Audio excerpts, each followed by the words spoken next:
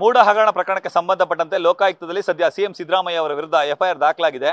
ಇನ್ನು ಮುಂದೆ ಸಿದ್ದರಾಮಯ್ಯ ಅವರ ಕಾನೂನು ಸಮರ ಹೇಗಿರುತ್ತೆ, ಅವರ ಮುಂದಿರುವಂತಹ ಕಾನೂನು ಆಯ್ಕೆಗಳೇನು, ಈ ಎಲ್ಲ ವಿಚಾರಗಳನ್ನು ಕುರಿತು ಮಾತಾಡಲಿಕ್ಕೆ ನಮ್ಮ ಜೊತೆ ಮೈಸೂರಿನ ಹಿರಿಯ ವಕೀಲರಾದಂತಹ ರಾಮಮೂರ್ತಿ ಅವರಿದ್ದಾರೆ. ನಾನು ಅವ್ರನ್ನ ಮಾತಾಡಿಸ್ತಾ ಹೋಗ್ತೀನಿ.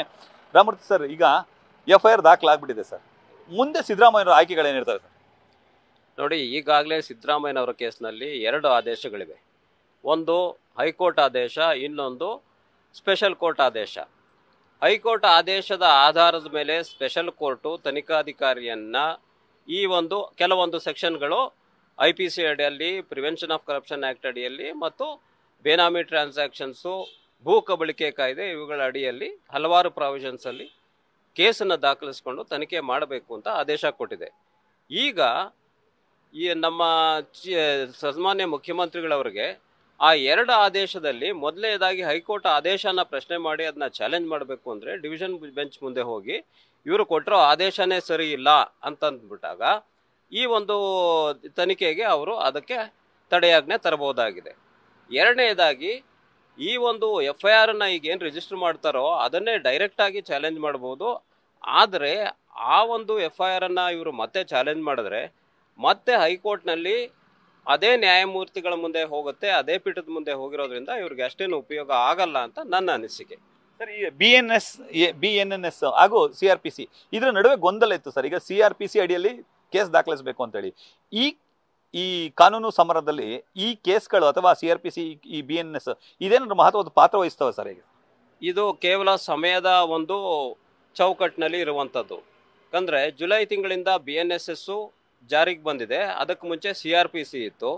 ಆದರೆ ಈ ಕೃತ್ಯ ಏನು ನಡೆದಿದೆ, ಈ ಅಫೆನ್ಸ್ ಏನು ನಡೆದಿದೆ, ಅದು BNSS ಜಾರಿ ಆಗುವ ಮುಂಚೆಯೇ ನಡೆದಿರುವ ಕೃತ್ಯ ಆಗಿರೋದ್ರಿಂದ ಮೊನ್ನೆ ವಿಶೇಷ ನ್ಯಾಯಾಲಯ ಕೂಡ ಇದರ ಬಗ್ಗೆ ವಾದ ಪ್ರತಿವಾದಗಳನ್ನು ಆಲಿಸಿ ನಂತರ ಇದು ಮುಂಚೆನೇ ಆಗಿರುವ ಕೃತ್ಯ ಆಗಿರೋದ್ರಿಂದ ಈ ಕೃತ್ಯಕ್ಕೆ ಹಳೆ CRPC ಇದೆಯಲ್ಲ ಅದರ ಅಡಿಯಲ್ಲೇ ದಾಖಲು ಮಾಡಬೇಕು, ಮತ್ತು IPC ಅಡಿಯಲ್ಲಿಯೇ ಈ ಅಫೆನ್ಸ್ಗಳನ್ನ ದಾಖಲು ಮಾಡಬೇಕು ಅಂತ ಆದೇಶ ಕೊಟ್ಟು ಅಲ್ಲೇ ನಿಚ್ಚಳವಾಗಿ ಆದೇಶ ಕೊಟ್ಟಿರೋದ್ರಿಂದ ಆ ಸಂಶಯ ಆಗಲಿ ಆ ಗೊಂದಲ ಆಗಲಿ ಉದ್ಭವಿಸಲ್ಲ ಅಂತ ನಾನು ಭಾವಿಸ್ತೀನಿ. ಸರ್, ಈಗ ಕೋರ್ಟು ಕೂಡ 6 ವಾರಗಳ ಗಡುವನ್ನು ಕೊಟ್ಟಿದೆ ಸರ್.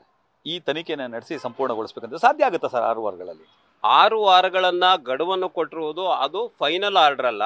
6 ವಾರಗಳಾದ ಮೇಲೆ ತನಿಖಾಧಿಕಾರಿ ಕೈಯಲ್ಲಿ ತನಿಖೆಯನ್ನ ಮುಕ್ತಾಯಗೊಳಿಸಲು ಸಾಧ್ಯವಾಗದೇ ಇದ್ದ ಸಂದರ್ಭದಲ್ಲಿ ಅವರು ಹೆಚ್ಚಿನ ಸಮಯಕ್ಕೆ ಕೋರ್ಟಿನ ಅನುಮತಿ ಪಡೆದು ಮತ್ತೆ ತನಿಖೆಯನ್ನು ಮುಂದುವರೆಸಾಗ.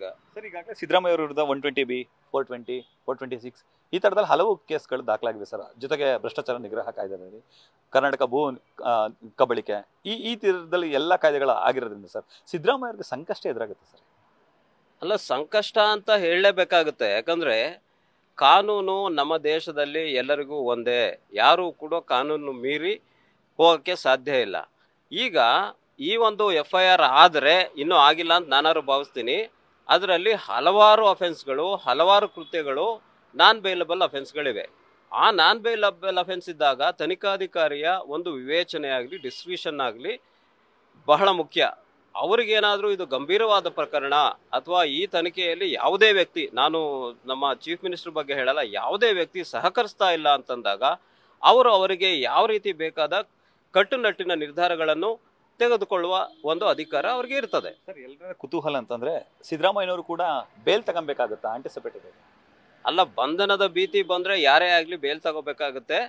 ಆದರೆ ನಾನು ಹೇಳ್ದಂಗೆ ತನಿಖಾಧಿಕಾರಿಯ ವಿವೇಚನೆ ಹಾಗೂ ತನಿಖಾಧಿಕಾರಿಯ ಡಿಸ್ಕ್ರಿಷನ್ ಮೇಲೆ ಅದು ಡಿಪೆಂಡ್ ಆಗುತ್ತೆ.